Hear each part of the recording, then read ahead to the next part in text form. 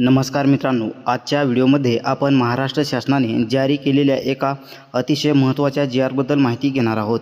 या नव्या आदेशानुसार पेट्रोल आणि डिझेल खरेदीवर काही महत्त्वाचे निर्बंध घालण्यात आलेले आहेत।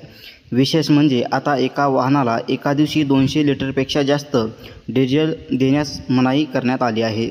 हा निर्णय का घेतला गेला, कोणाला याचा फटका बसणार आणि सामान्य नागरिकांवर याचा काय परिणाम होणार, हे सर्व आपण अगदी सोप्या भाषेत समजून घेणार आहोत। तर मित्रांनो, सध्या जगभरात सुरू असलेल्या भूराजकीय परिस्थितीमुळे इंधन पुरवठा साखळीवर परिणाम झाला आहे।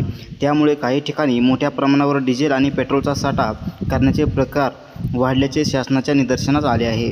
यामुळे काळा बाजार, साठेबाजी आणि इंधनाची कृत्रिम टंचाई निर्माण होऊ नये म्हणून हा निर्णय घेण्यात आलेला आहे।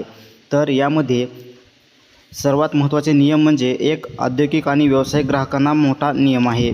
संस्थात्मक, औद्योगिक आणि व्यावसायिक ग्राहकांनी आता सामान्य पेट्रोल पंपावरून डिझेल पेट्रोल खरेदी करू नये। त्यानंतर त्यांनी फक्त घाऊक ग्राहकांसाठी असलेल्या अधिकृत पंपावरूनच इंधन खरेदी करायचे आहे। त्यानंतर फक्त वाहनांच्या टाकीत किंवा PESO प्रमाणित कंटेनरमध्येच इंधन या ठिकाणी द्यायचं आहे। म्हणजे आता पेट्रोल पंप चालकांनी इंधन फक्त वाहनाच्या टाकीत किंवा PESO प्रमाणित कंटेनरमध्येच द्यायचे आहे।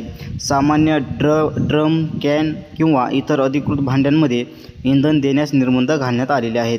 तर एका दिवशी 200 लिटरची मर्यादा हा सर्वात महत्त्वाचा निर्णय आहे। एका ग्राहकाला आणि एका वाहनाला एका दिवशी 200 लिटरपेक्षा जास्त डिझेल विक्री करता येणार नाही। तसेच हे डिझेल पुन्हा विकण्यासही मनाई करण्यात आलेली आहे। त्यानंतर नंबर 4, पेट्रोल पंप चालकाची जबाबदारी। तेल विपणन कंपन्या आणि पेट्रोल पंप चालकांनी या नियमाचे काटेकोर पालन करणे बंधनकारक असणार आहे। क्षेत्रीय कार्यालयांनाही सर्व पेट्रोल पंपांना या आदेशाची माहिती देऊन अंमलबजावणीची खात्री करायची आहे। तर नियम मोडल्यास काय कारवाई होईल? जर कोणी या आदेशाचे उल्लंघन केले तर संबंधित व्यक्ती किंवा संस्थेवर अत्यावश्यक वस्तू अधिनियम 1955 आणि मोटार स्पिरिट व हाय स्पीड डिझेल संबंधित नियमानुसार कठोर कारवाई केली जाणार आहे। तर सामान्य नागरिकांनी घाबरण्याची गरज आहे का? तर नाही। जी.आरमध्ये स्पष्टपणे नमूद करण्यात आले आहे की राज्यात पेट्रोल आणि डिझेलचा पुरेसा साठा उपलब्ध आहे।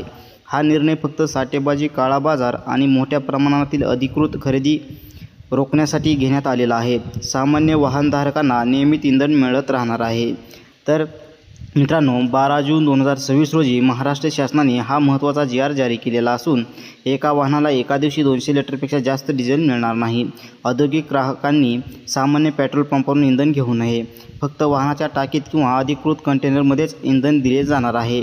नियम मोडल्यास त्या ठिकाणी कठोर कारवाई केली जाणार आहे। तर मित्रांनो, ही माहिती उपयोगी वाटली असेल तर व्हिडिओला लाईक करा, शेअर करा आणि आपल्या चॅनलला सबस्क्राईब करायला विसरू नका। अशाच नवीन जी.आर, सरकारी योजना आणि महत्त्वाच्या अपडेट्ससाठी आपल्या चॅनलसोबत कायम जोडलेले राहा। धन्यवाद। भेटूया पुढच्या व्हिडिओमध्ये।